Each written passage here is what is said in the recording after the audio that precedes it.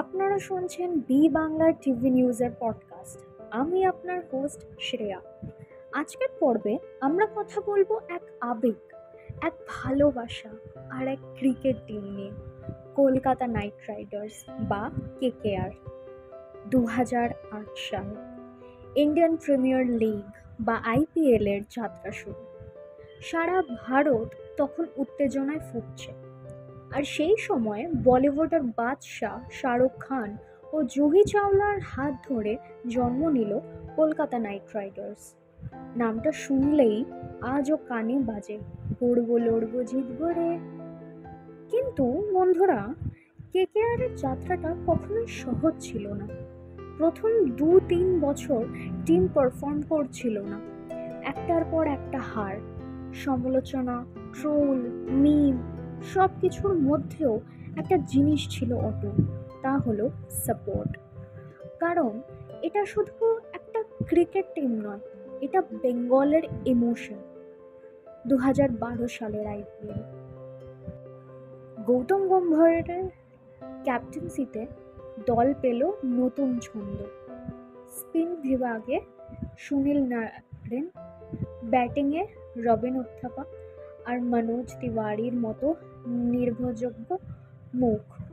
সেই বছরই কেকেআর জিতে নিল তাদের প্রথম আইপিএল ট্রফি, আর সেটা সিএসকের মতো শক্তিশালী টিমকে হারিয়ে। কলকাতা যেন উৎসবে ভরে উঠেছিল। শহরের প্রতিটা কোণে বাজছিল করবো লড়বো জিতবো রে। এরপর 2014, আরেকটা জয়, আবার কেকেআর আইপিএল চ্যাম্পিয়ন। এবার যেন কেকেআর পুরো ভারতের এক শক্তিশালী ফ্র্যাঞ্চাইজি হয়ে দাঁড়ায়। গৌতম গম্ভীর হয়ে উঠলেন কলকাতার নিজের ছেলে। ক্রিকেট ভক্তরা বলল, দাদার পর গম্ভীরই আমাদের নেতা। কেকেআর শুধু খেলার মতো নয়, মাঠের বাইরেও একরকম স্টাইল স্টেটমেন্ট তৈরি করেছে। পার্পল আর গোল্ড জার্সি, শাহরুখ খানের উপস্থিতি আর সোশ্যাল মিডিয়ার দাপট, কেকেআর ধীরে ধীরে হয়ে উঠল একটা ক্রিকেট ব্র্যান্ড।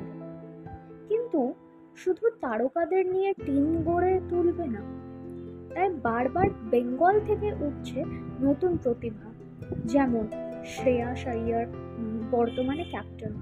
এছাড়া ঋদ্ধিমান সাহা, মনোজ তিওয়ারি, অনুকূল রায়, সবাই কোনো না কোনোভাবে জড়িত ছিল এই জার্নিতে। তবে আপনি যদি কলকাতার রাস্তায় ঘুরে বেড়ান, দেখবেন আইপিএল এর সময় দোকান থেকে শুরু করে পাড়ার মোড়, সব জায়গায় আলোচনা কেকেআর নিয়ে। কারণ কেকেআর শুধু একটা দল নয়, এটা হয়ে উঠেছে বাঙালির গর্ব। তবে গত কয়েক বছরে কেকেআর কিছু হারিয়ে ফেলেছে তার পুরনো ধার। প্লে অফ পর্যন্ত পৌঁছেও ট্রফি ধরতে পারেনি। তবু ভক্তরা আজও বলে, এইবার হবে। হোপ আর বিলিভ, এই দুই দিয়েই গড়ে উঠেছে নাইট রাইডার্স পরিবার। আর একটা বিষয় ভুললে চলবে না, কেকেআর এর ফ্যান বেস শুধু কলকাতায় সীমাবদ্ধ নয়, দেশের নানা প্রান্তে, এমনকি বিদেশেও অনেকেই নিজেকে বলে নাইট রাইডার। কারণ এটা শুধু খেলা নয়, এটা একটা গল্প, একটা আত্মপরিচয়। এবার আইপিএল এর পারফরম্যান্সও অনেকটা ভালো হয়েছে।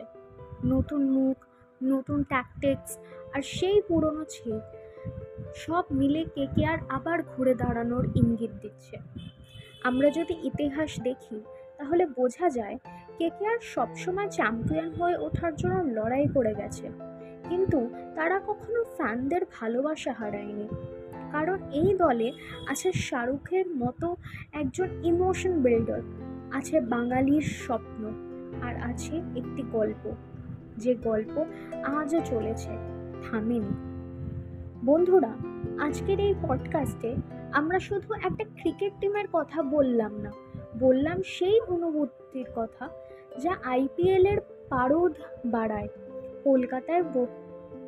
বললাম সেই যোদ্ধাদের কথা, যারা করবো লড়বো জিতবো রে কে একটা দর্শনে পরিণত করেছে। শেষে বলবো, কেকেআর হোক বা অন্য কোনো দল, ক্রিকেট আমাদের কাছে সবচেয়ে একটা উৎসব, আর কেকেআর সেই উৎসবকে দিয়েছে গর্ব আর পরিচয়ের ধোঁয়া। শেষ কথা বলি, যদি আপনাদের এই পর্বটি ভালো লেগে থাকে তাহলে প্লিজ লাইক করুন, শেয়ার করুন বন্ধুদের সঙ্গে, আর সাবস্ক্রাইব করতে ভুলবেন না বি বাংলা টিভি নিউজ চ্যানেলটিতে। ধন্যবাদ, আবার দেখা হবে পরের পর্বে।